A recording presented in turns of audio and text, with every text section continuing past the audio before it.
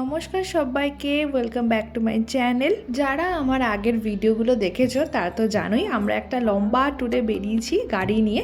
তো আজকে আছি আমরা বেনারসে। তোমরা যারা আগের পার্টটা দেখেছো সেখানে দুটো ছেলেকে আমি দেখিয়েছিলাম, জানি না তারা কোথা থেকে এসেছে আমাদের হেল্প করতে। তবে যেখানে টাকা দিয়েও হোটেল পাওয়া যাচ্ছিল না বা একদম লাক্সারিয়াস হোটেলগুলো ছাড়া, সেখানে তারা আমাদের বাজেটের মধ্যে হোটেল করে দেয়, এমনকি আমাদের কাছ থেকে কোনো টাকা পয়সাও নেয়নি। তোমরা জাস্ট ভিডিওটা দেখো আর ইমাজিন করো সেদিনের অবস্থা কেমন হয়েছিল। মানুষ হোটেলের বাইরে শুয়ে রয়েছে, গাড়ি পার্কিংয়ে শুয়ে রয়েছে, কারণ হোটেল নেই বলে।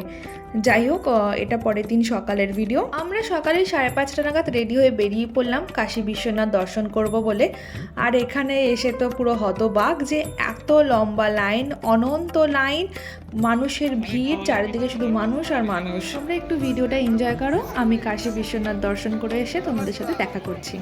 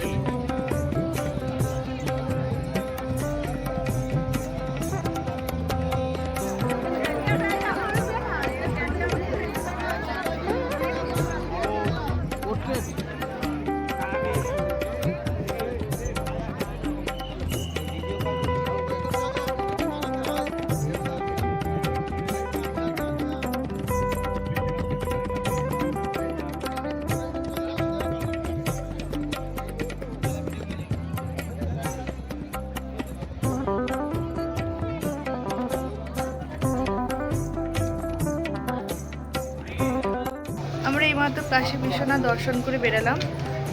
খুব ভালো লাগছে, খুব ভালো দর্শন হয়েছে, খুব ভালো ব্যবস্থা।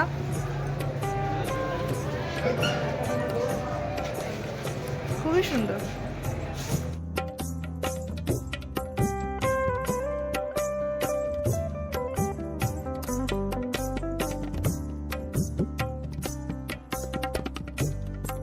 আমরা খুব ভালোভাবে কাশী বিশ্বনাথ দর্শন করে নিয়েছি, খুব ভালো লাগছিল। ভাবিনি এত তাড়াতাড়ি কাশী বিশ্বনাথ দর্শন করতে পারবো।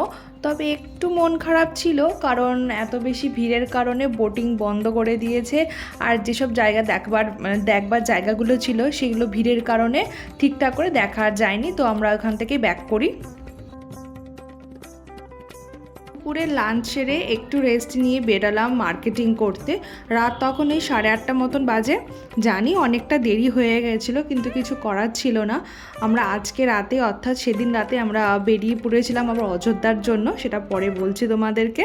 তো তাই আমাদের কাছে সময় ছিল না বলে তখনই আমাদের কেনাকাটি করতে হয়। আর বেনারসে এসছে, শাড়ি কিনবো না এটা কখনো হয়? তো বাড়ির জন্য, আমার না সবার বাড়ির জন্য মিলিয়ে প্রায় 10-12টা মতন শাড়ি কিনেছি। এই শাড়ির দোকানটা আমার তেমন কিছু ভালো লাগেনি, তাই তোমাদের সাথে ডিটেলসে কিছু শেয়ার করছি না। এখানে না 10টার মধ্যে সব কিছু বন্ধ হয়ে যায়। আর একটা সত্যি কথা, ওয়েস্ট বেঙ্গলের মতন এত কম টাকায় পেট ভরা খাবার আর কোনো স্টেটে পাওয়া যায় কিনা আমার সন্দেহ। আর টেস্টি, এমন না যে একদম জাতা খাবার, টেস্টি খাবার পাওয়া যায়। আর এই খাবারটাকে আমরা বাইরে এসে প্রচণ্ড রকম মিস করেছি। শাড়ি কিনলাম, বেনারসি শাড়ি, খাবার নিলাম, নিয়ে এখন হেঁটে হেঁটে যাচ্ছি। কতটা রাস্তা হাঁটতে হচ্ছে। এখানে সবই ভালো, কিন্তু রাত হলেই সব বন্ধ, কিচ্ছু আর পাওয়া যায় না। অনেকটা রাস্তা আছে, ওই শেষ মাথায় পুরো তো ঢুকছে না শালা। কি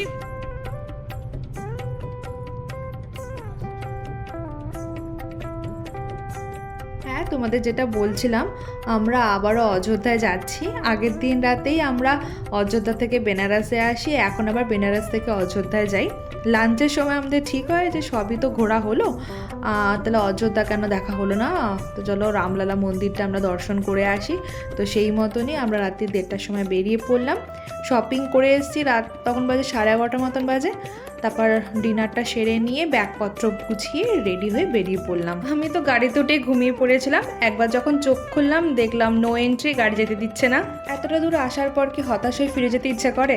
তাই গাড়ি ঘোরানো হলো, একটা কাঁচা রাস্তা দিয়ে যাওয়া হলো। ফাইনালি আমরা এখন যাচ্ছি অযোধ্যায় রামলালা মন্দিরে।